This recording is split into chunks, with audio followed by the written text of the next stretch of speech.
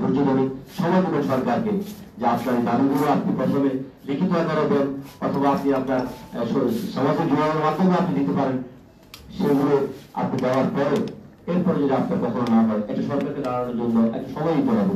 কারণ একটা ধ্বংসযজ্ঞর একটা রাষ্ট্র থেকে একটা যুদ্ধের মাধ্যমে বলা চলে এই রাষ্ট্রটা আমাদের মাঝে আপনাদের মাঝে এসেছে। সেক্ষেত্রে আপনার এবং আমার প্রয়োজন, আপনার এবং আমার সদিচ্ছার খুব প্রয়োজন।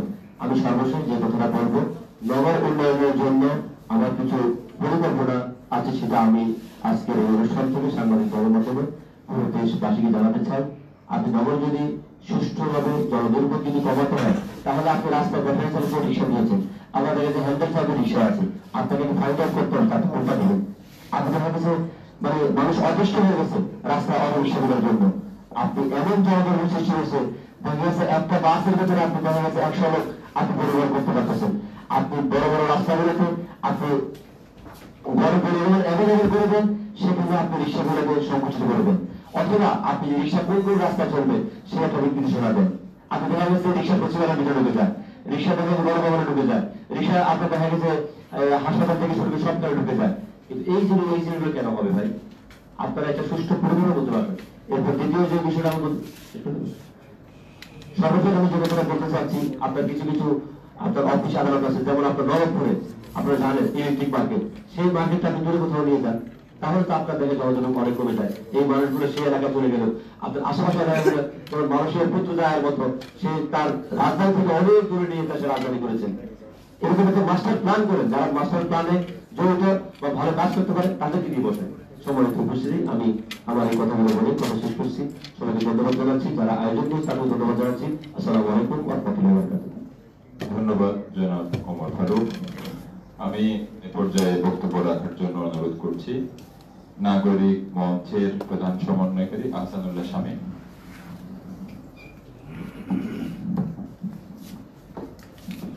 ভাই আমার মাইকটা, আমার ওই মাইকটা।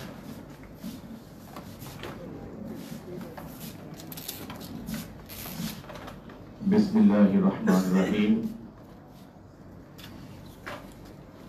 গণশক্তির মত বিনিময় সভার সম্মানিত সভাপতি, আপনাকে 5 মিনিটে শেষ করতে হবে। ঢাকা সাংবাদিক ইউনিয়নের সম্মানিত সভাপতি জনাব সাংবাদিক নেতা শহীদুল ইসলাম সহ জাতীয় নেতৃবৃন্দ, সাংবাদিক ভাই ও বন্ধুগণ, আসসালামু আলাইকুম ওয়া রাহমাতুল্লাহি ওয়া বারাকাতুহু। সংক্ষিপ্ত আলোচনার শুরুতে আল্লাহর প্রশংসা করছি যে আমাদের এই মাতৃভূমিকে আল্লাহ 16টি বছর পরীক্ষা দেওয়ার মধ্য দিয়ে আমাদেরকে উত্তীর্ণ করে একটি সুখী সমৃদ্ধশালী শান্তিময় স্বাধীন একটি বাংলাদেশে বসে কথা বলার সুযোগ দিয়েছেন এবং আমরা সকলে এখানে উপস্থিত হতে পেরেছি। এজন্য আল্লাহর শুকরিয়া আদায় করি। আরেকবার বলি আলহামদুলিল্লাহ। সম্মানিত উপস্থিতি, জনগণের দুর্ভোগ, স্থানীয় সরকার নির্বাচন অত্যন্ত যোগ উপযোগী একটি টপিকস, একটি বিষয়বস্তু।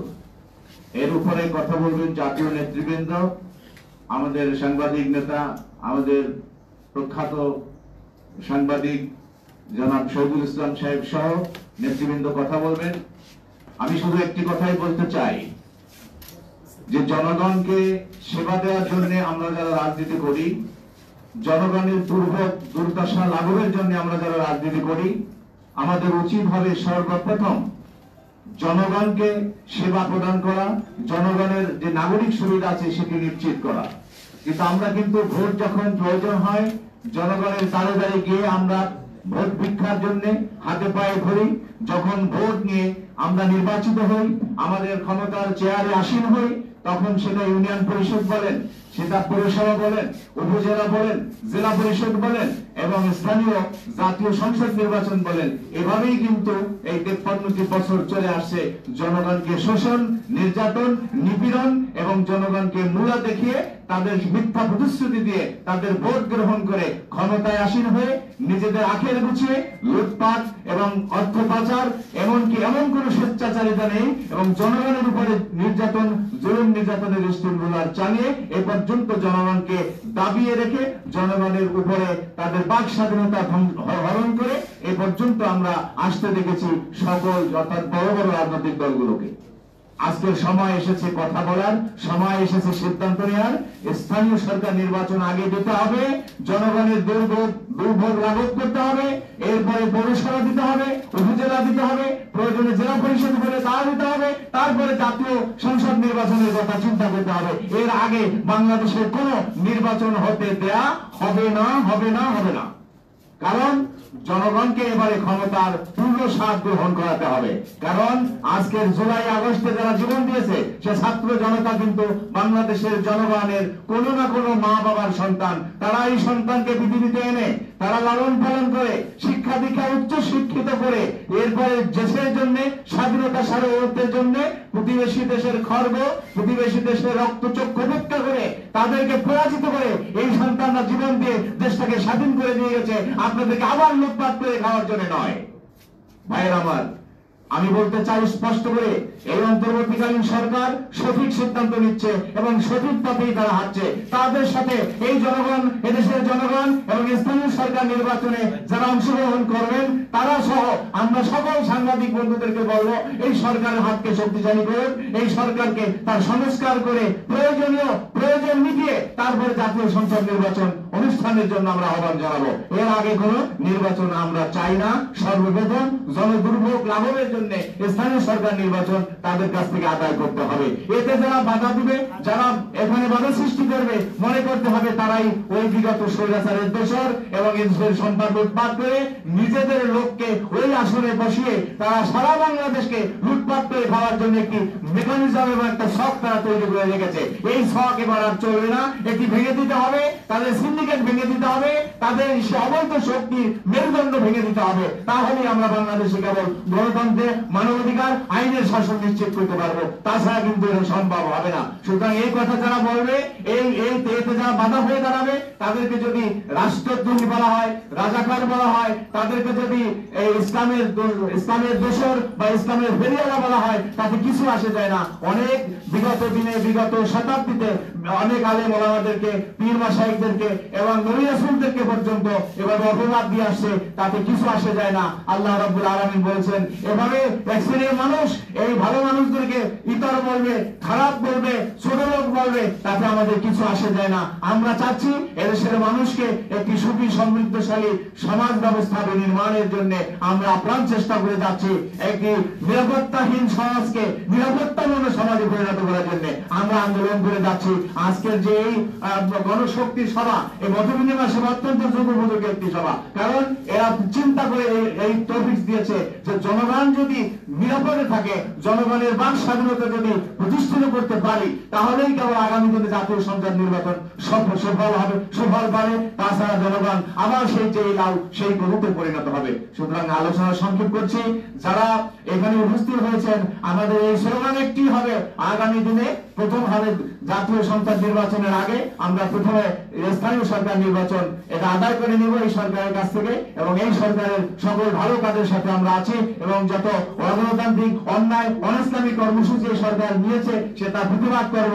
বিশেষ করে নারী নীতি নামে যে ধরনের ইসলামের বিরুদ্ধে অবস্থান নিয়েছে, অবশ্যই কারো কুপ্ররোচনায় এবং প্রতিবেশী দেশের ষড়যন্ত্রের কবলে পড়ে এ ধরনের একটি আত্মঘাতী সিদ্ধান্ত দীর্ঘ যুগ শতাব্দীর পরে শতাব্দী ধরে এদেশে একটি ইসলামিক বন্ডিং, ইসলামিক একটি ভাবপূর্ণ এবং একটি ভ্রাতৃত্বপূর্ণ সমাজ ব্যবস্থা আমরা বসবাস করে আসছে। সেই সমাজ ব্যবস্থার মধ্যে দিয়ে সেখানে বিভেদ সৃষ্টি করার জন্য এই নারী নীতির নামে যে ধরনের অনৈতিক অনিসলামিক নীতি তারা গ্রহণ করেছে, তার তীব্র প্রতিবাদ এবং নিন্দা আমরা জানাচ্ছি। অনতিবিলম্বে এই নীতি বাতিল করতে হবে, এই কমিশন বাতিল করতে হবে। এর ফলে এদেশের মানুষের পালস বুঝে, এদেশের জনগণের ভাষা এবং চিন্তা চেতনা বুঝে এই সরকারকে কাজ করতে হবে। আপনাদের সকলকে এই সরকারের ভালো কাজের সাথে সহযোগিতা করার উদাত্ত আহ্বান জানিয়ে আমি আমার সংক্ষিপ্ত বক্তব্য শেষ করছি। আল্লাহ হাফেজ। বাংলাদেশ জিন্দাবাদ। গণশক্তি সভা জিন্দাবাদ। শুধু মন্ডলী বক্তব্য রাখার জন্য অনুরোধ করছি। নতুন ধারা জনতার পার্টি চেয়ারম্যান জনাব আহাদ নূর চৌধুরী।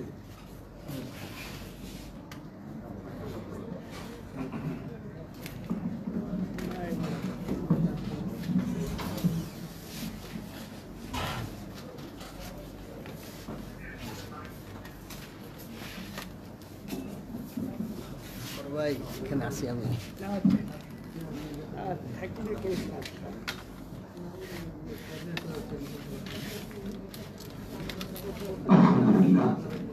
আলহামদুলিল্লাহ রাব্বিল আলামিন ওয়াসসালাতু ওয়াসসালামু আলা রাসূলিল্লাহ সাল্লাল্লাহু আলাইহি ওয়াসাল্লাম।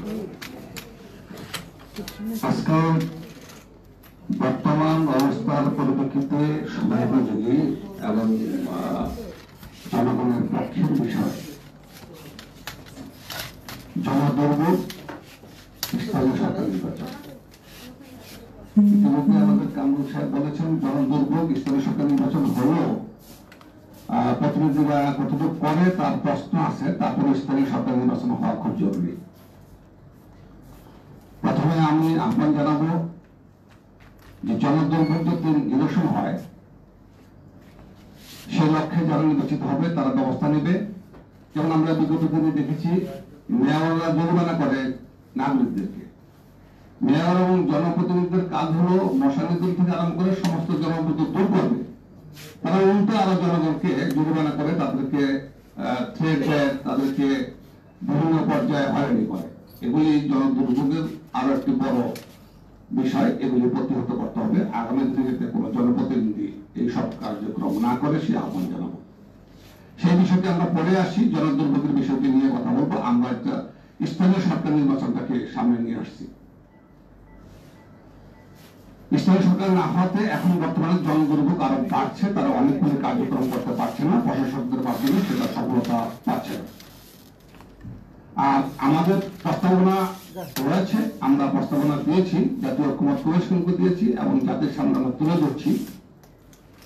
স্থানীয় সরকারকে স্থানীয় সরকার বলা, বর্তমানে আমরা লক্ষ্য করছি যে এটাকে স্থানীয় প্রশাসন বলে, এটা বাদ দিতে হবে। স্থানীয় সরকার এবং জনপ্রতিনিধিদের মাধ্যমে জেলা পরিষদ থেকে আরম্ভ করে উপজেলা পরিষদ, ইউনিয়ন পরিষদ সব জায়গায় সরাসরি নির্বাচিত এবং নির্দলীয় নির্বাচিত প্রতিনিধিদের মাধ্যমে স্থানীয় সরকার প্রতিষ্ঠা করতে হবে। এটা হলো আমাদের মূল সরকারের কাছে জোর আহ্বান এবং জোর দাবি।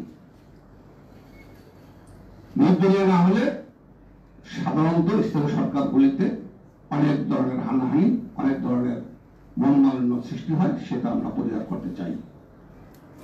দ্বিতীয়ত আমরা বলতে চাই যে বর্তমানে আমরা লক্ষ্য করছি যে ডিসি, ইউনো এই পদগুলি অনেকটা জমিদারি পদের মতো হয়ে গেছে। এগুলিকে আমরা বলবো যে সব পদগুলি নিয়ে নতুন চিন্তা ভাবনা করে আমরা ডিস্ট্রিক্ট গভর্নরের প্রস্তাব করি এবং তার অধীনে জেলা সচিব থাকবে, কমপক্ষে জয়েন্ট সেক্রেটারি, উপজেলা থাকবে কমপক্ষে ডেপুটি সেক্রেটারি। এইভাবে একটা নতুন কাঠামো সৃষ্টি করার জন্য সরকারের কাছে আহ্বান জানাবো যে আমাদের এই পুরাতন ধ্যান ধারণাগুলি আমরা প্রত্যাহার করে নতুন ধ্যান ধারণা আসার জন্য সরকারের প্রতি আহ্বান জানাবো।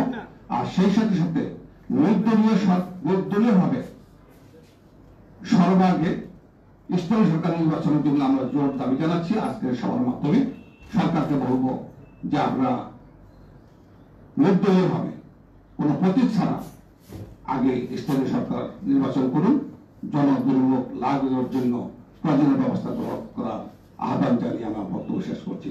ধন্যবাদ সকলকে।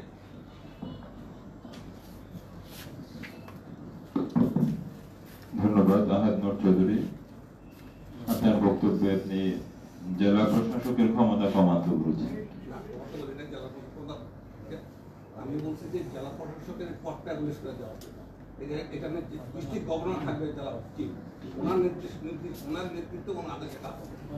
বিরোধীতে একই কথা হলো, আপনি তাহলে এটা ওই রিপ্লেসমেন্ট হবে আর কি, ডিসি জনপ্রতিনিধি হবে। বুঝছি। ধন্যবাদ আপনাকে, আপনি একটা নতুন প্রস্তাব দিয়েছেন। সুধীমণ্ডলী, আমি আলোচনার জন্য অনুরোধ করছি বিশিষ্ট মানবাধিকার কর্মী গবেষক শারমিন সুলতানা চৈতিকে।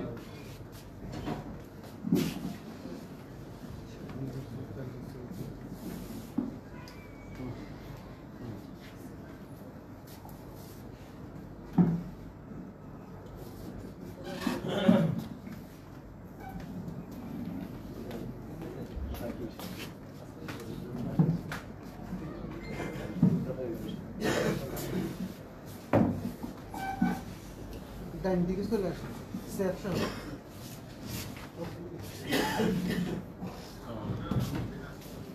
আউযুবিল্লাহি মিনাশ শাইতানির রাজিম বিসমিল্লাহির রহমানির রহিম। গণশক্তি সভার আয়োজনে আজকের অনুষ্ঠান, আজকের বিষয় জনদুর্ভোগ ও স্থানীয় সরকার নির্বাচন। আজকের অনুষ্ঠানের প্রধান অতিথি, সভাপতি এবং আমন্ত্রিত অতিথি এবং প্রিন্ট ও ইলেকট্রনিক মিডিয়ার যে সাংবাদিক বন্ধুগণ আছেন, সবাইকে আমি শুভেচ্ছা জানাই। শুভ সকাল, সালামু আলাইকুম।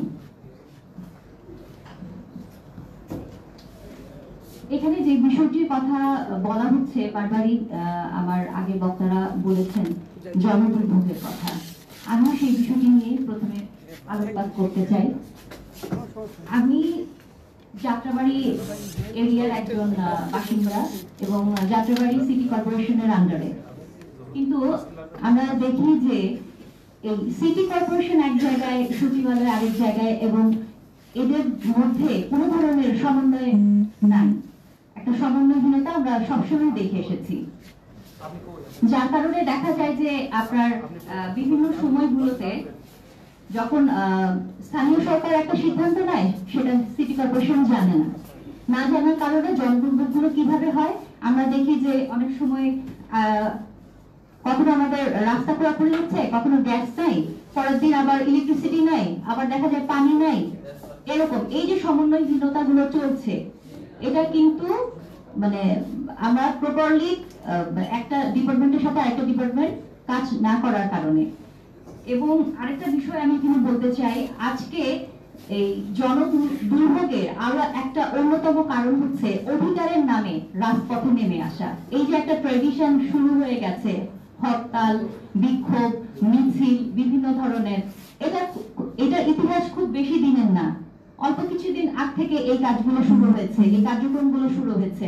এখন যে কোনো অধিকারের জন্যই যদি মানুষ রাজপথে নেমে আসে, সেটা তো দুর্ভোগ নিয়েই আসবে আমাদের জন্য। এই দুর্ভোগ থেকে আমরা আসলে কিভাবে বাঁচতে পারি? আজকে দেখবেন নতুন নতুন বিভিন্ন শব্দের আবির্ভাব ঘটেছে, ব্লকেড, তারপর বিভিন্ন ধরনের আমরা দেখি যে সরকারের বিভিন্ন প্রধানের বাসভবন ঘেরাও, এই ধরনের কার্যক্রম। এটা করে কি কখনো জনদুর্ভোগ মানে দূরীকরণ সম্ভব? আমি আপনাদের কাছে প্রশ্ন রাখতে চাই। এই কার্যক্রমগুলোর একটা সমাধানে আসতে হবে আমাদেরকে। আজকে আপনারা এখানে সবাই স্থানীয় সরকার নির্বাচনের কথা বলছেন। আমরা বিগত সময়গুলোতে দেখেছি স্থানীয় সরকার নির্বাচন হয়েছে, এবং আমরা সবাই জানি যে স্থানীয় সরকার নির্বাচন মানে সরকার বিষয়টি হচ্ছে কেন্দ্রীয় সরকারের একটা প্রশাসনিক কাঠামো, যেখানে মানে কেন্দ্রীয় সরকার থাকবে কিন্তু স্বায়ত্তশাসিত ভাবে তারা তাদের অধিকারে কার্যক্রমগুলো করতে পারবে, একদম প্রান্তিক পর্যায়ের মানুষের অধিকার নিশ্চিতের জন্য কাজ করবেন তারা।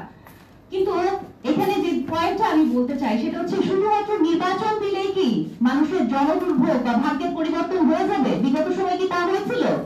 হয়নি। কিন্তু এখানে সবচাইতে ইম্পর্টেন্ট হচ্ছে যে মানুষগুলো যারা নির্বাচনে আসবেন, সেই মানুষগুলোর নৈতিক চরিত্র কেমন, এটা ইম্পর্টেন্ট। এটা নিশ্চিত করতে হবে আমাদেরকে দেখতে হবে তাদের রাজনৈতিক কমিটমেন্ট কেমন, আমাদেরকে দেখতে হবে তাদের সদিচ্ছা, মানুষের ভাগ্য পরিবর্তনের সদিচ্ছা দেখতে হবে। এই বিষয়গুলোকে অনিশ্চিত রেখে, এই বিষয়গুলোকে মীমাংসা না করে আমরা শুধুমাত্র নির্বাচন দিয়ে কখনোই পরিবর্তন আনতে পারবো না। তো আজকে আমরা দেখছি যে আমাদের যে রাজনৈতিক একটা ট্র্যাডিশন তৈরি হয়েছে, যে কোনো মূল্যে ক্ষমতায় যেতে হবে এবং ক্ষমতায় টিকে থাকতে হবে। মানুষের ভাগ্যের পরিবর্তন বা জনদুর্ভোগ কিভাবে নিরসন হবে, এটা নিয়ে কয়টা সরকার চিন্তা করেছেন? তারা শুধু গদি রক্ষার কথা চিন্তা করেছেন।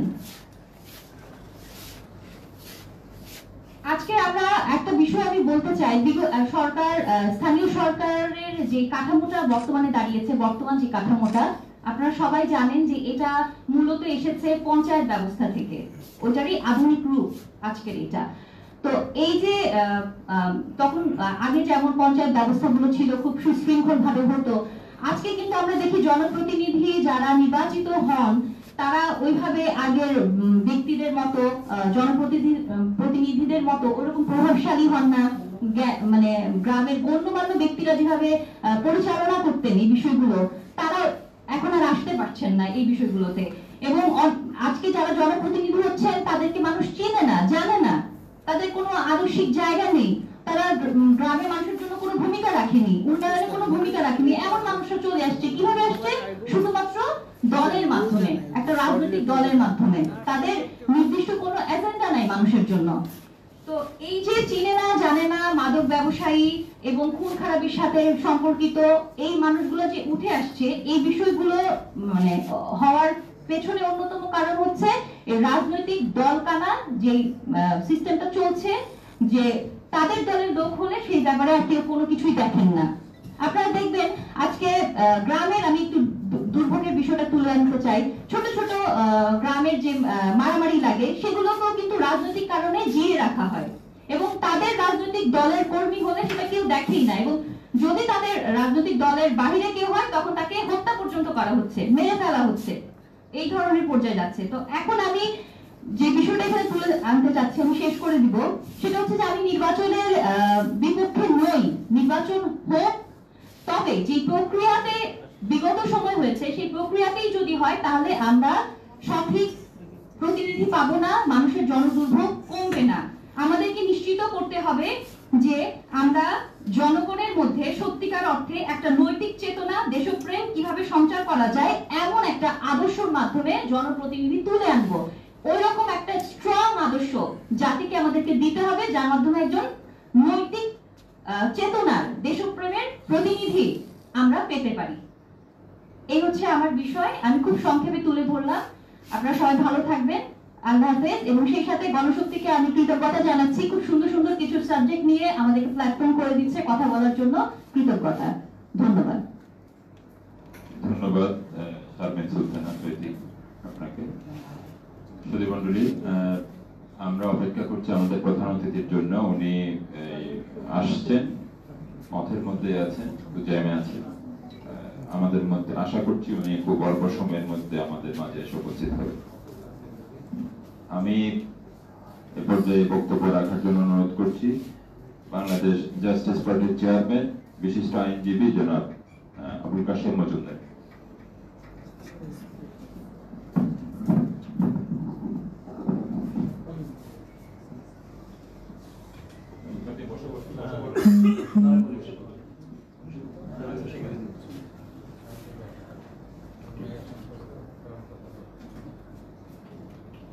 বিসমিল্লাহির রহমানির রহিম।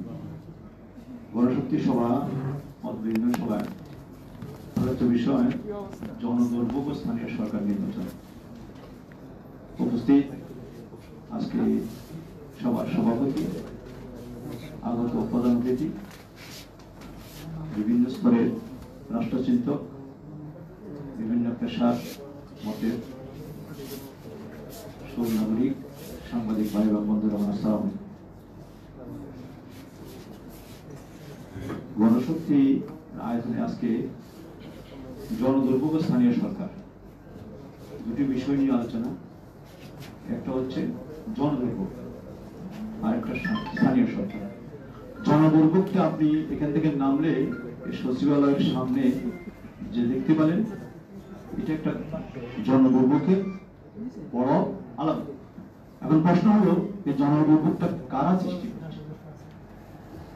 ওরা বাংলাদেশের মানুষ, ওরা আমার একটা মতো মানুষ।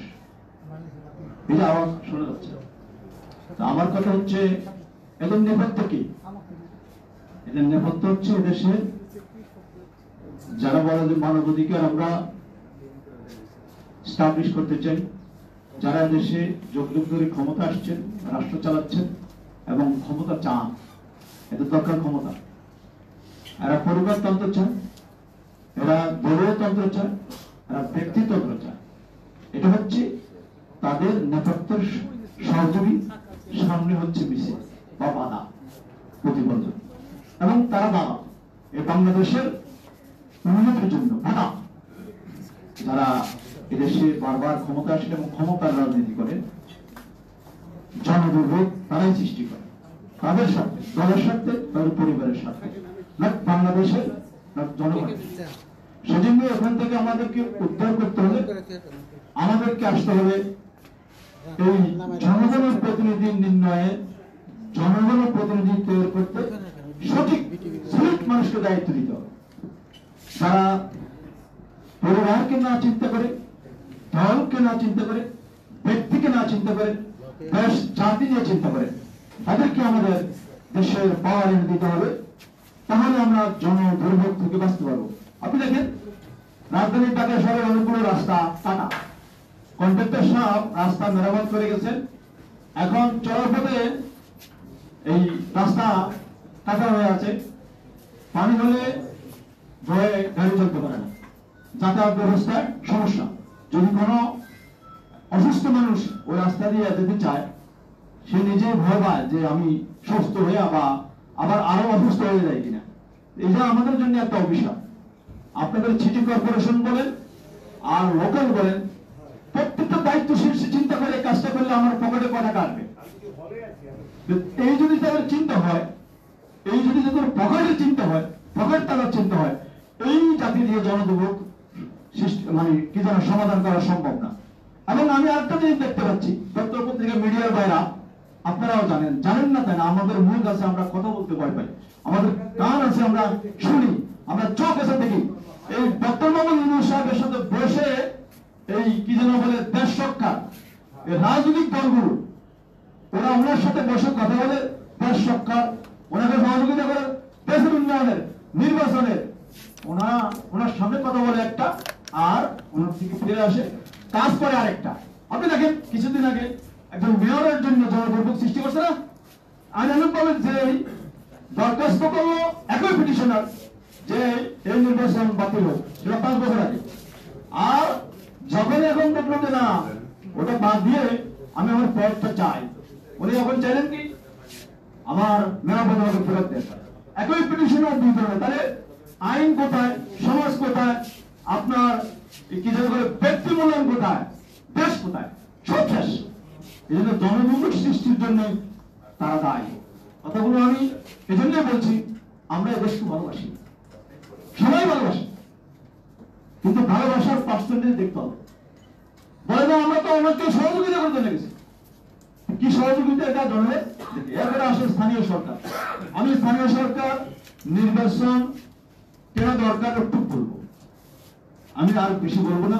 আমার কাছে 2023 সালে একটা ঘটনা আসছিল যে এক পরিবার থেকে ওই মহিলার স্বামী মারা গেছে, এখন তার ছোট ছোট বাচ্চা, সে তার হাজবেন্ড মারা যাওয়ার পরে তার ক্যাশ টাকার অভাব, সংসার চলে না, কিন্তু তার হাজবেন্ডের ডিপোজিট আছে, টাকা আছে, সেটা তো তার আইনানুগভাবে ওখান থেকে কাগজগুলো আপডেট করতে হবে।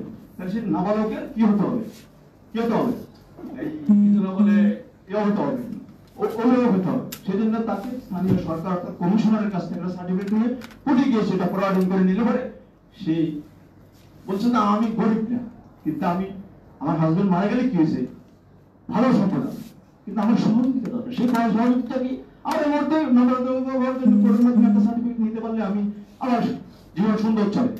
তা আমার কাছে যখন জিনিসটা আসলে আমি পাঠালাম আমার কমিশনারের কাছে, কমিশনার সাহেবকে খুঁজি পাওয়া যায় পাঠিয়ে দিলেও তারা রাখতে পারেন। ওনার পিএস আছে, পিএস এর কাছে গেছে, বলছেন যে আপনি এখন না পরে আসেন, আপনার নাম্বার দিয়ে দেবেন, আপনার সাথে কথা বলবেন।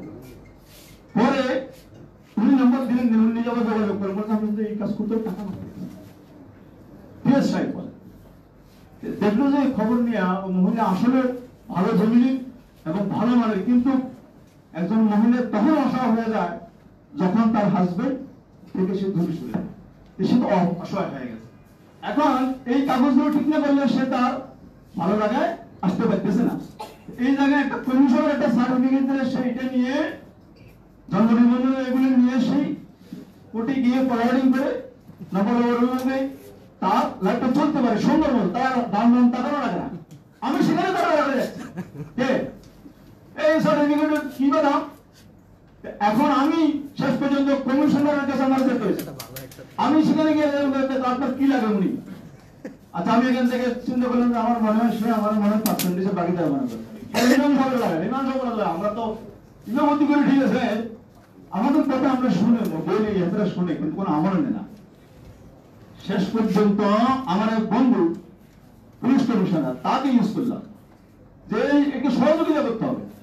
তা আমার কথা হচ্ছে সে 1 লাখ টাকা দিতে হবে একটা কমিশনার সার্টিফিকেট দিতে হবে। এই কমিশনার কি দরকার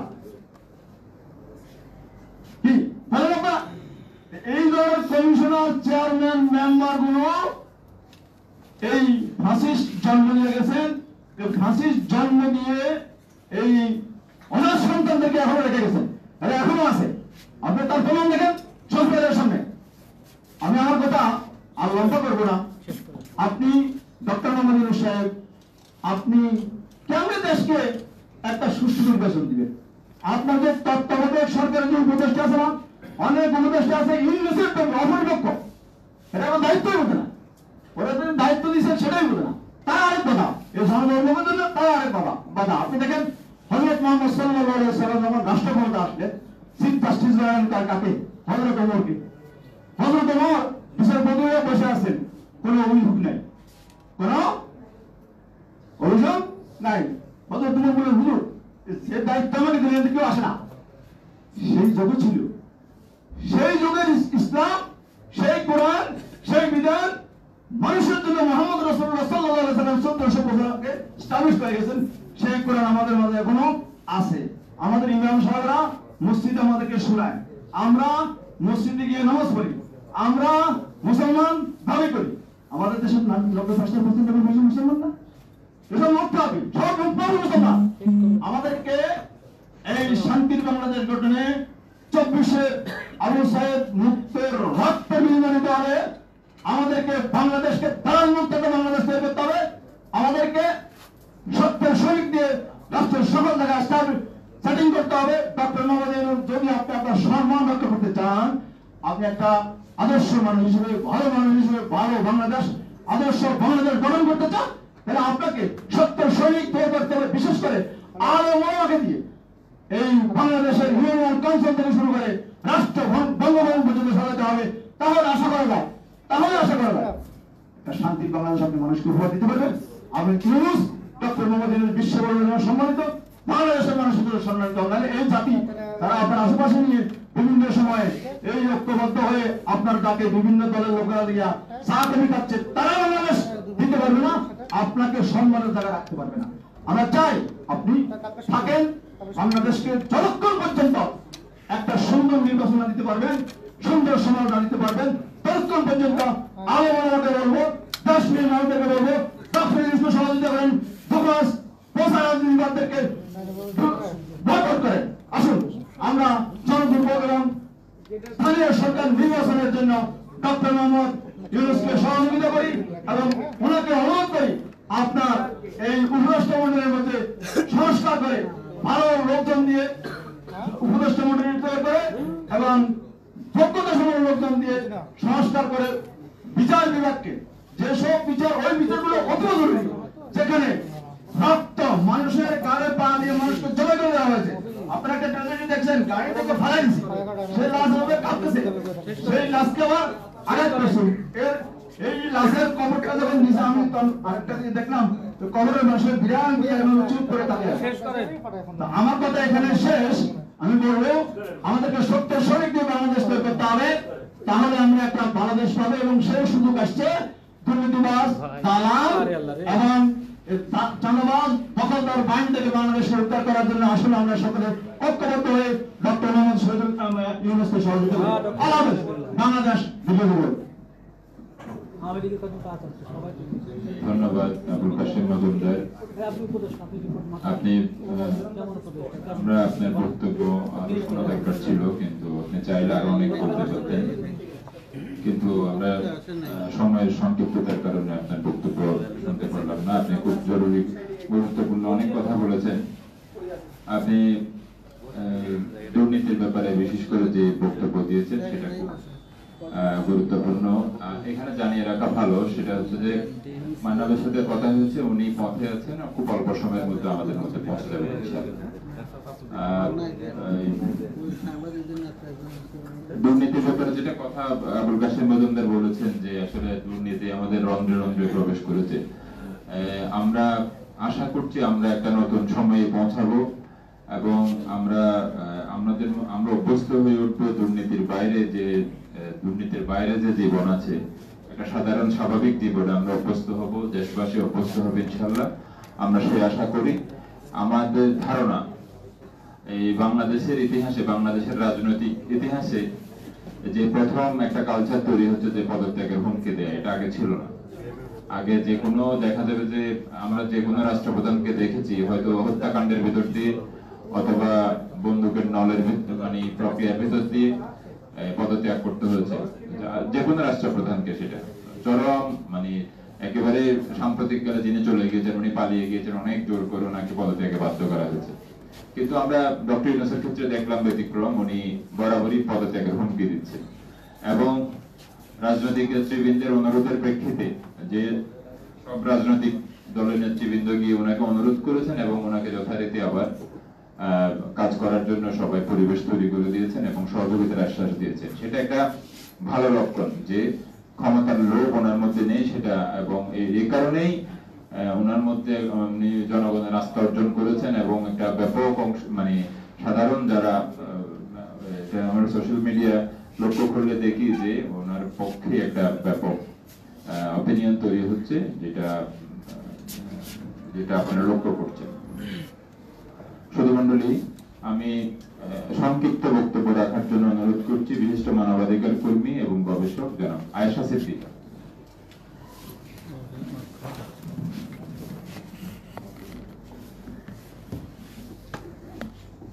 আসসালামু আলাইকুম। আজকে গণশক্তি সভার আয়োজনে জনদুর্ভোগ ও স্থানীয় সরকার নির্বাচন শীর্ষক আলোচনা সভায় উপস্থিত প্রধান অতিথি, বিশেষ অতিথিবৃন্দ, সভাপতি এবং আমন্ত্রিত অতিথিবৃন্দ, সবাইকে আমার পক্ষ থেকে আন্তরিক শুভেচ্ছা, অভিনন্দন এবং সালাম। আসসালামু আলাইকুম।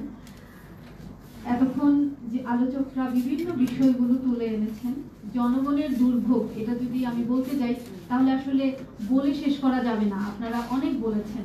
তো সেই বিষয়ে আমি না বলে একটি পয়েন্ট আমি আলোকপাত করতে চাই। সেটা হচ্ছে, একজন বক্তা বলেছিলেন যে এই যে এত স্বাদ করে, এত স্বপ্ন দেখে, স্বপ্ন নিয়ে আমরা একজন সরকারকে সরকারি অবস্থানে তাকে শাসন করার জন্য বসাই, সেই স্বাদের সরকারটাই কিছুদিন পর ফ্যাসিস্ট হয়ে যায়। এই প্রক্রিয়াটা যেন চলমান। যাকে আমরা সম্মানের সাথে আসনে বসাই তাকে কিছুদিন পর তিরস্কারের সাথে তার পদ থেকে নামাতে হয়। এটা কেন হচ্ছে, বা এই প্রক্রিয়ার বন্ধ কিভাবে হবে, এটা আমারও প্রশ্ন। তো আমি এটা সম্পর্কে একটু বলতে চাই। সেটা হচ্ছে যে মানুষের দেহ এবং আত্মার সমন্বয়ে মানুষ গঠিত। আমি যতই সুন্দর সুঠাম দেহের অধিকারী হই না কেন, আমার ভেতরে যদি আত্মাটা মরা হয় তাহলে আমার দেহের কোনো গুরুত্ব নেই। ঠিক তেমনি রাজনীতিতেও আদর্শ এবং আদর্শের সমন্বয়ে রাজনীতির মূল্যায়ন হয়। যদি আদর্শটা নষ্ট হয় তাহলে সেই রাজনীতির কোনো মূল্য থাকে না, রাজনীতিটাও পচে যায়। আমার মনে হয় আমাদের নেতৃবৃন্দ যারা আছেন, আমাদের সেই দিকে একটু দৃষ্টিপাত করা উচিত যে কি এমন সমস্যা যার কারণে আমরা যেই সোনার মানুষগুলোকেই সেখানে দিচ্ছি তারা একেবারে তামা হয়ে ঝরে পড়ছে। সমস্যাটা তাহলে কোথায়? সমস্যাটা হচ্ছে আমাদের জীবন দর্শন। জীবন দর্শন দুই ধরনের হয়, একটা হচ্ছে মানুষের তৈরি আর একটা হচ্ছে স্রষ্টার তৈরি। স্বাভাবিকভাবেই এখন আমরা ম্যাক্সিমাম মানুষ পশ্চিমা সভ্যতার অনুকরণে ব্রিটিশদের তৈরি করা একটি জীবন ব্যবস্থা, তাদের আদর্শ ভিত্তিক রাজনীতি দিয়েই কিন্তু আমরা আমাদের জীবনকে পরিচালিত করছি। এবং আপনারা যে নির্বাচন করে বারবার উল্লেখ করছেন, যেই স্থানীয় সরকার নির্বাচনটা ব্রিটিশরা তৈরি করেছিল, সেই নির্বাচনটা কিন্তু ওনারাই কখনো দেয়নি। এই বিষয়গুলো ভাবার আছে। আমাদেরকে অনৈক্যের মধ্যে ফেলে নিশ্চিন্তে আমাদেরকে শাসন করার একটা পায়াতারাই মাত্র এগুলো। বাস্তবতা হচ্ছে আমরা যদি এই যে আদর্শটা দ্বারা আমরা পরিচালিত হচ্ছে, এই আদর্শই আমাদেরকে নষ্ট মানুষে পরিণত করছে। কেন? কারণ এই আদর্শটার মূল কথা হচ্ছে তুমি মানুষ, একটাই জীবন তুমি পেয়েছো, খাওয়া দাওয়া ফুর্তি করো, জীবনটাকে এনজয় করো। যার ফলে আমরা কি ভাবছি যে জীবনটা একটা পেয়েছি, তাহলে এটা আমার সুখ ভোগ করতে হবে। সুখ ভোগ করতে হলে আমাকে ব্যাপক অবকাঠামো উন্নয়ন প্রয়োজন। অবকাঠামো উন্নয়নের জন্য আমাকে ব্যাপক অর্থের উপার্জন করতে হবে। আর এই অর্থের পিছনে ছুটতে গিয়ে আমি কি ন্যায় করছি না অন্যায় করছি, সেটা মানে তোরাই কেয়ার করছি, আমরা কেয়ারই করছি না। আমার মানে সর্বোচ্চ অন্যায়টা করতেও আমরা কুণ্ঠিত হচ্ছি না। নিজের স্বার্থে যেই দেশের জনগণ সেই দেশকে বিক্রি করে দিতেও আমরা কুণ্ঠিত হচ্ছি না। এই মানুষ কে তৈরি করছে? এই সভ্যতা, এই সিস্টেম আমাদেরকে তৈরি করছে। আজকে যে রাজনৈতিক যেই স্থানীয় সরকার নির্বাচনের কথা যদি বলি, ছোট্ট একটা নির্বাচন, সেই নির্বাচনেও আমাদের কোটি কোটি টাকা খরচ করতে হয় একজন প্রতিনিধিকে। কেন? কারণ তাকে জিততে হবে, জিততে হলে তাকে ভোট কিনতে হবে, টাকা খরচ করতে হবে। তখন এই টাকা তাকে ইনকাম করতে গেলে সে যখন ক্ষমতায় আসবে তাকে দুর্নীতি করতে হবে, অন্যথায় সে টিকে থাকতে পারবে না। তাহলে নষ্ট মানুষ কে তৈরি করছে? এই সিস্টেম তৈরি করছে। কিন্তু আমরা যদি এই সভ্যতা থেকে বের হয়ে, আমরা 90% মুসলিমের দেশ আমরা দাবি করি, এই আমার পাশের বক্তা উনি বলে গেছেন যে আলেম ওলামাদেরকে দিয়ে যদি আমরা রাষ্ট্র পরিচালনা করি তাহলে ভালো হবে। কেউ বলছেন মানে সৎ চরিত্রবান ব্যক্তিদেরকে দিয়ে যদি চালনা করি তাহলে ভালো হবে। কিন্তু আমি বলবো প্রথমে হচ্ছে যে পাত্রটা যেটাতে আমরা নিজেদেরকে রাখবো, সেই পাত্রটাকে ঠিক করতে হবে। সেটা হচ্ছে যে আদর্শতা দ্বারা আমরা পরিচালিত হচ্ছে সিস্টেমটা, সেইটাকে পরিবর্তন করতে হবে। আমরা অনেক বছর এই হানাহানি অনৈক্যের রাজনীতি দেখেছি। আসেন আমরা এবার একটা স্বাধীন চিন্তা করি। আমরা আল্লাহর সভরেন্টি নিয়ে এই একটা ঘোষণা দেই যে আমরা আল্লাহর হুকুমেই জীবন পরিচালনা করব। তাহলে এই যে আরেকটা সভ্যতা যেটা আল্লাহর নির্ধারিত জীবন দিয়ে, সেখানে আমাদের একটা জবাবদিহিতা বোধ থাকবে, ন্যায় অন্যায় বোধ থাকবে, যে আমি একজন মানুষ, আমি যা ইচ্ছা তাই খুশি করতে পারি না, আমার মরতে হবে। সেই জায়গায় আমার একটা তিরস্কার পুরস্কারের বিষয় আছে, সেখানে জবাবদিহিতার বিষয় আছে। সুতরাং মানুষ চাইলেও বেপরোয়া অন্যায়কারী হয়ে উঠতে পারবে না, এবং দিন শেষে সে কিন্তু একজন ভালো মানুষ হতে বাধ্য হবে। এবং দ্বিতীয় কথা হচ্ছে যে এই যে নির্বাচনের যে বিষয়টি, সেই ক্ষেত্রে আমার একটি প্রস্তাবনা থাকবে যে নির্বাচনে সবাই আমরা ভোট দিতে পারবো, এই যে অধিকার, এটাও আমার কাছে সমীচীন মনে হয় না। কেন? দেখেন, একজন শাসক যে আমাদেরকে শাসন করবে তাকে নির্বাচন করার জন্য একজন সচিব, একজন বিসিএস কর্মকর্তা, তার ভোটের যে গুরুত্ব, একজন এমন একজন ব্যক্তি যে মাদকাসক্ত, যে যার কোনো সেন্স নাই, যে সমাজ রাজনীতি সম্পর্কে জানে না, এমন একজন ব্যক্তি, তার ভোটেরও সেম গুরুত্ব, এটা তো হতে পারে না। তাই আমার মনে হয় যিনি ভোট দিবেন তারও একটা নির্দিষ্ট ক্রাইটেরিয়া থাকা লাগবে। সেই ব্যক্তির মানে সামাজিক কর্মকাণ্ডের সাথে সম্পৃক্ততা থাকা লাগবে, শিক্ষাগত যোগ্যতা থাকা লাগবে, তার রাজনীতি সম্পর্কে জ্ঞান থাকা লাগবে, তারপর সামাজিক মূল্যবোধ থাকা লাগবে। এমন ক্রাইটেরিয়া সম্পর্কে একজন ব্যক্তি তিনি ভোট দিতে পারবেন। এবং নির্বাচনে যারা প্রার্থী হবেন তাদের ক্ষেত্রে আমার একটা প্রস্তাবনা থাকবে, সেটা হচ্ছে যে হাজার হাজার কোটি টাকা এক একজন প্রার্থী খরচ করে এবং সেইটাকে উত্তোলনের জন্য পরদিন থেকে সে দুর্নীতিতে লিপ্ত হয়। সেই ব্যবস্থাকে বন্ধ করার জন্য আমরা করতে পারি কি, আমরা মানে আত্মপ্রকাশে নিজের মানে ঢোল নিজে পেটানোর যে ব্যাপারটা, প্রচারণা, আত্মপ্রচারণার ব্যাপারটা আমরা বন্ধ করতে পারি। আমরা যে ব্যক্তি নিজেকে নেতা হতে চায় সেটা আমরা বন্ধ করতে পারি। কেন? একজন ব্যক্তি যখন নিজে নেতা হতে চায় তখন তার আসলে মানুষকে সেবা করার জন্য, নেতৃত্ব দেওয়ার জন্য যোগ্যতা, মানে এই জায়গায় তার যোগ্যতার আসলে জি এই শেষ করছি আমি, এটাই তার প্রথম অযোগ্যতা।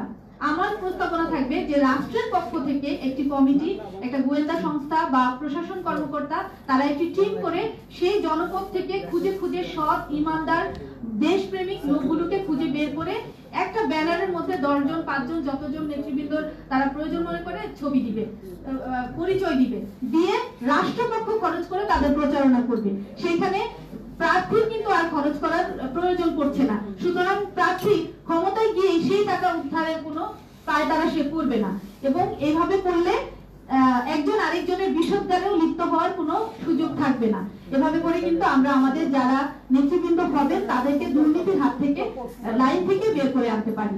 তো আশা করি আমি যে দুটো পয়েন্ট বলেছি, একটি হচ্ছে আমাদের নির্বাচনী প্রক্রিয়া, আরেকটি হচ্ছে আমাদের আদর্শ, সেই দুটিকে পরিবর্তনের প্রস্তাব আমি রাখলাম। তো সবাইকে আমার পক্ষ থেকে আবারও ধন্যবাদ। সালাম আলাইকুম ওয়া রাহমাতুল্লাহি ওয়া বারাকাতুহু। ধন্যবাদ জনাব আয়েশা সিদ্দিকা। আপনি পশ্চিমার কথা বলেছেন, যে আমাদের মধ্যে পশ্চিমা প্রভাব, আমরা প্রায় বলি এটা, যে কোনো বিষয় হলে যে মনে করি যে এটা আমাদের পশ্চিমা সংস্কৃতির প্রভাব। আসলে আমরা পশ্চিমা সংস্কৃতি বলতে যেটা বুঝি, এটা আমাদের বোঝার মধ্যে অনেক গলদ রয়েছে। পশ্চিমারা কিন্তু আমাদের মতো আধুনিক না। হ্যাঁ, পশ্চিমারা যথেষ্ট মানে এটা ওদেরকে ধার্মিকই বলা যায়। ধার্মিক বলতে এসেন্সে আপনার পশ্চিমারা, আপনি পশ্চিমে দেখেন, ইউরোপ, আমেরিকায় দেখেন, তারপরে ইউরোপে দেখেন, তাদের জাতীয় সঙ্গীত গুলোতে কিন্তু তারা মানে জাতীয় সঙ্গীতের মধ্যে তাদের সৃষ্টিকর্তাকে ডাকে এবং ধর্মের কথা আছে জাতীয় সঙ্গীতের মধ্যেই। তারা প্রতিদিন করে সেটা ধর্মকর্ম, মানে জেনারেলি মানে বিভাবে তারা আমাদের চেয়ে ধার্মিক। পশ্চিমে বলে আপনি পশ্চিমাদেরকে অবমূল্যায়ন করার সুযোগ নেই। আপনি পশ্চিমে কিন্তু ডক্টর ইউনূস 50 বছর পশ্চিমে থেকে আসছেন, হ্যাঁ, তো ওনার মধ্যে তো উনি তো সেকুলারিজম প্রমোট করছেন না, এটা আসছে কোথেকে? এগুলো পশ্চিমে নেই। এগুলো পশ্চিমের লোকেরা আমাদের চেয়ে ধার্মিক। আপনি পশ্চিম যদি নেগেটিভ কোনো প্রচারণা না করাই ভালো, এরকম প্রচারণা আর কি।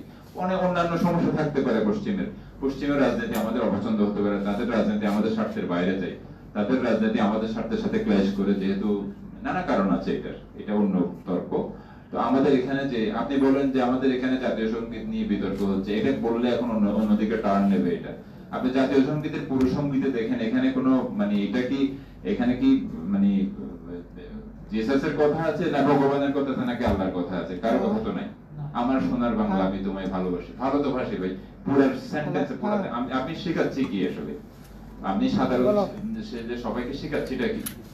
হ্যাঁ, মানে এটা হচ্ছে যে এই আমরা অধার্মিক পয়দা করছি, মানে মানসিক ভাবে যে সেকুলার মানে ইয়ে করছি, এগুলো পশ্চিমে নাই। সেটা যাই হোক, অন্য বিতর্কে যাচ্ছি না, প্রাসঙ্গিক বিতর্ক হয়তো। আমি শুরুর দিকে এখন কথা বলার জন্য অনুরোধ করছি প্রফেসর ডক্টর হুমায়ুন কবির। সকালে বলো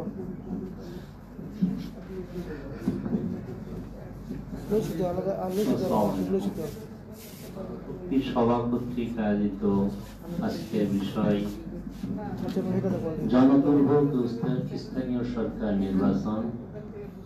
আজকের প্রধান অতিথি মাহমুদুর রহমান মান্না, সভাপতি নাগরিক ঐক্য এবং আলোচকবৃন্দ, সবাইকে আমার আন্তরিক শুভেচ্ছা।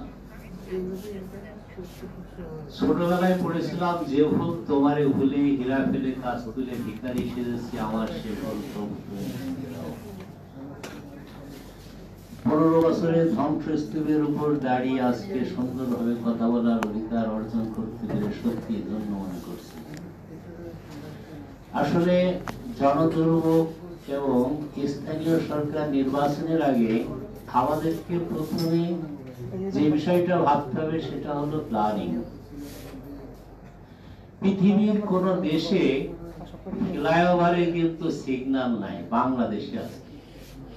সেটা আপনারা জানেন কিনা? শান্তিনগর ফ্লাইওভারে কিন্তু সিগন্যাল আছে। পৃথিবীর কোন দেশে ফ্লাইওভারে সিগন্যাল নাই। 1/11 সময় যখন খালের পাশে বিল্ডিং কে রক্ষা করার জন্য বিভিন্ন জায়গায় দিন দরবার করে বেড়াইতেছিল, সেই খালের পাশে আর একটা বিল্ডিং উঠাইছে, কিন্তু সেই খাল শুরু হয়ে গেছে, এখন আর দিন দরবার নাই। কারণ কি? কারণ 7 রাস্তার মোড়ে আপনারা ডিজিএলআরএস ভবন দেখেন, ওখান থেকে ক্যাডাস্ট্রাল ম্যাপ চেঞ্জ করা হয়েছে, এখন ক্যাডাস্ট্রাল ম্যাপ 2। আপনারা ওই ক্যাডাস্ট্রাল ম্যাপ 1 নিয়ে খালকে উদ্ধার করেন, খালকে উদ্ধার করে জনদুর্ভোগ কমান, তাহলেই নগরবাসী শান্তি আসবে, মশামাছি দূর হবে।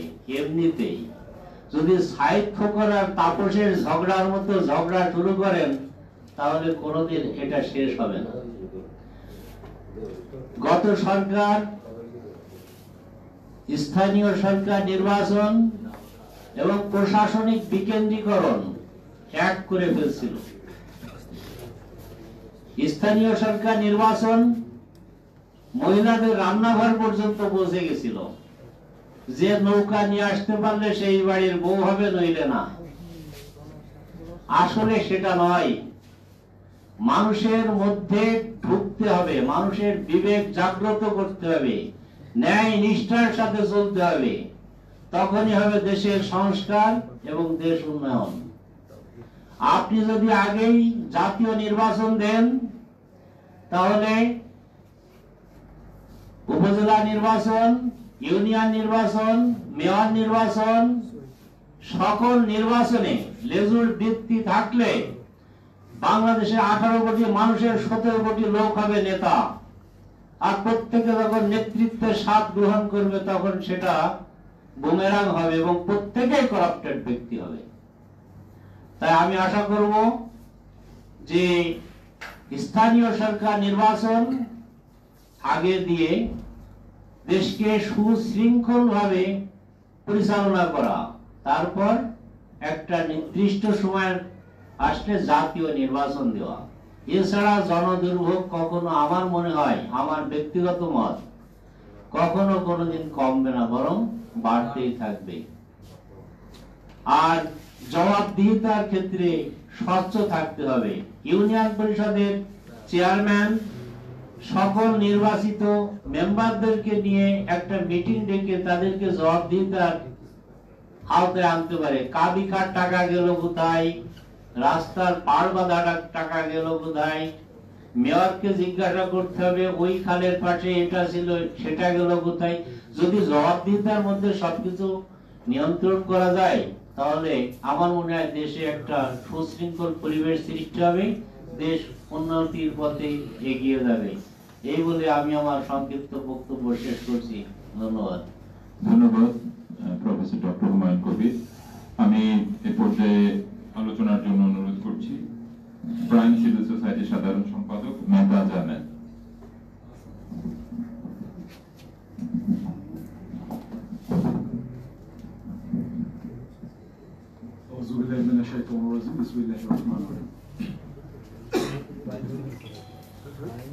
গণশক্তি সভার আজকের যে বিষয়বস্তু, সেই বিষয়টিকে নির্বাচন করার জন্য প্রথমে আমি গণশক্তি সভাকে কৃতজ্ঞতা প্রকাশ করছি, ধন্যবাদ জানাচ্ছি এবং একই সাথে কৃতজ্ঞতা প্রকাশ করছি আমাদের বক্তব্য দেওয়ার সুযোগ করে দেওয়ার জন্য।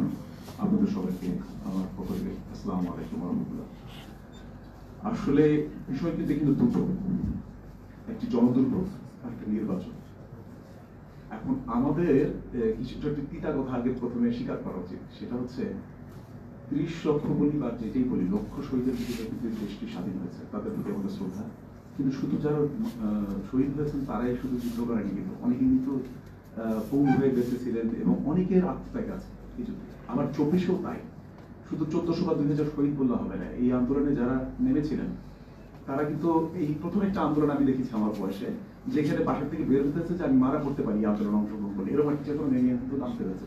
এটা কিন্তু ভয়ঙ্কর একটা বিষয়। আমি কোনো নর্মাল স্বাভাবিক আন্দোলনের সাথে এটাকে বেরোলে হবে না। অনেক সময় মৃত্যুর মুখে জেনেই মানুষ কিন্তু নেমে গেছে। আকাঙ্ক্ষাটা কিসের? আমি বর্তমান পরিস্থিতি, যে 53 বছর যে সংস্কৃতি, তার থেকে বাংলাদেশের মানুষ মুক্তি চেয়েছে। সেটা শুধু গত 16 বছরে এত বিভৎস হয়ে গিয়েছিল যে কারণে মানুষ এই ডেসপারেটনেসটা দেখিয়েছে।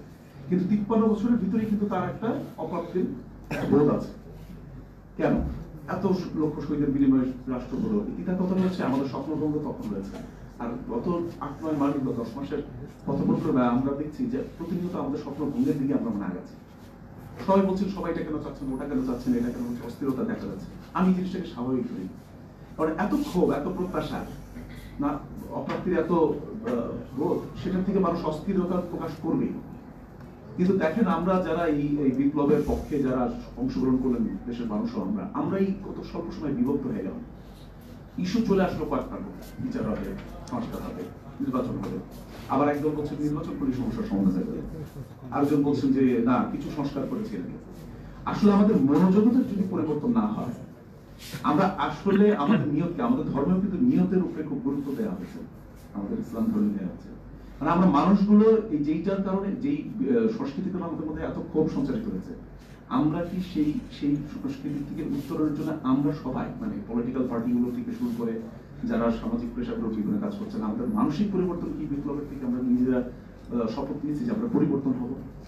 কারণ জনদুর্ভোগ নিয়ে আসলে আলোচনা করার কিছু নেই। যারা গ্রামে থাকেন আর আমরা যারা ঢাকাবাসী, জনদুর্ভোগ এখন আমাদের বাসার ভিতরে পর্যন্ত ঢুকে গেছে। অনেকে বলেছেন যে বাসা থেকে বের হলে জনদুর্ভোগের শিকার, বাসাও চলে গেছে জনদুর্ভোগ। কারণ স্থানীয় পর্যায়ে যে সেবাগুলো আমাদের প্রাপ্য, সেটা আমরা যেমন জানি না, যারা আমাদেরকে সেবা দিবেন, জনপ্রতিনিধি যাদেরকে আমরা বলি, তারা নিজেরাও জানেন কিনা আমার সন্দেহ আছে।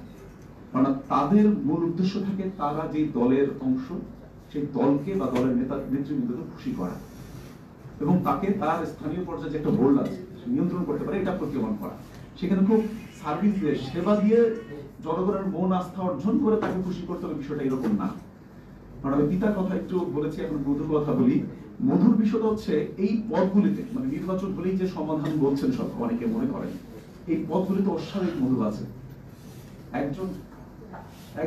একজন ইউনিয়ন চেয়ারম্যানকে দেখবেন, আমি আমার গত এই 16 বছরের আমলে আমি যেটা দেখেছি যে কত ছাড়া টাইপের চেহারা, মানে তার পাঞ্জাবি বা কাপড় চোপড় ঠিক নাই, কিন্তু সে কোনো দলের মেম্বার এবং কোন ক্রমে তিনি একটি মার্কা পেয়ে গেলেন। 6-7 মাস লাগবে না, তাকে আমি কোটি টাকার গাড়ি চলতে দেখেছি ইউনিয়ন চেয়ারম্যান। ইউনিয়ন পর্যায়ে আপনি জেলা বা ঢাকা শহর সিটি কর্পোরেশনকে বাদ দেন না, ইউনিয়ন পর্যায়ে কোটি টাকার গাড়ি চালানো যিনি ইউনিয়ন চেয়ারম্যানের পক্ষে, মানে ঢাকা শহরের ব্যবসা বাণিজ্য করো তো এটা দুরূহ বিষয়। এত দ্রুত কিভাবে চারিদিক হারে সম্পদ বেড়ে যায় তাদের? মানে হচ্ছে তাকে দলও নির্বাচন করতে হবে, দলও চায় যে তুমি তো আমার এলাকার মানুষকে সেবা দেওয়া লাগবে না, জিম্মি করতে পারবি না। ওনারা জনপ্রতিনিধি হন না, ওনারা জনগণকে জিম্মি করার প্রতিনিধি হন, দলের পক্ষ থেকে হোক, রাজনৈতিক এই সিস্টেমের পক্ষ থেকে হোক।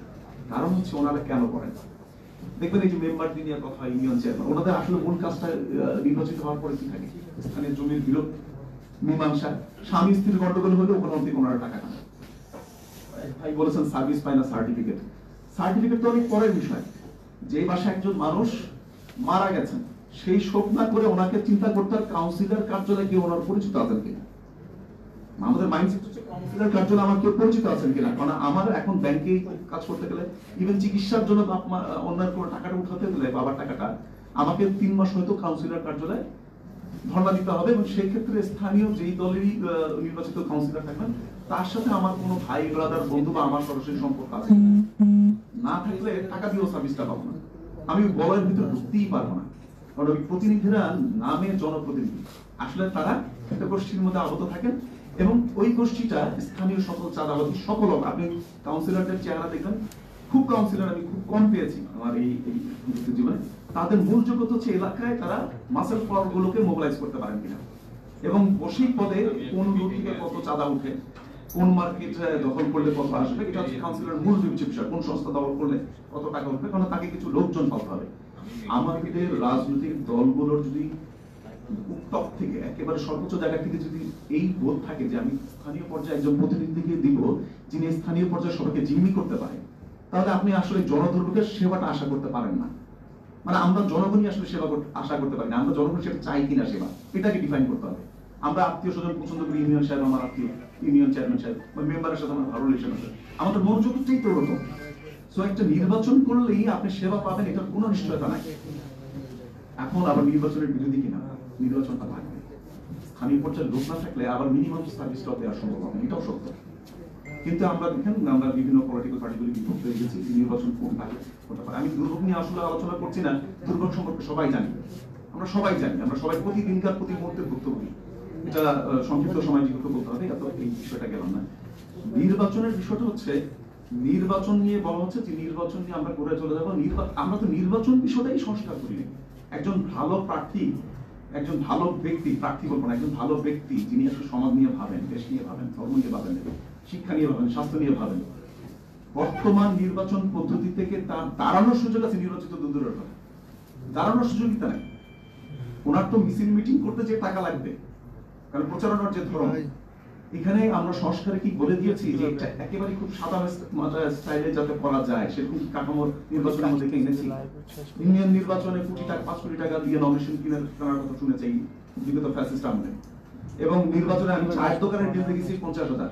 গ্রাম, আমি ঢাকার কথা বলছি না, গ্রামে 50,000 টাকা বিল হচ্ছে চায়ের দোকান, মানে ওখানে যে আসবে খাবে, টিভি দেখতেছে, পাবলিক মোবিলাইজ করতে হবে মানুষ। এই সংস্কৃতির ভিতর থেকে যিনি জনপ্রতিনিধি হবেন, ওনার তো সার্ভিসের দিকে মন থাকবে না, কারণ উনি তো জানেন একবার নির্বাচিত হয়ে গেলে দলের নেতা খুশি হলে আমার পদ পদবি থাকবে, উনি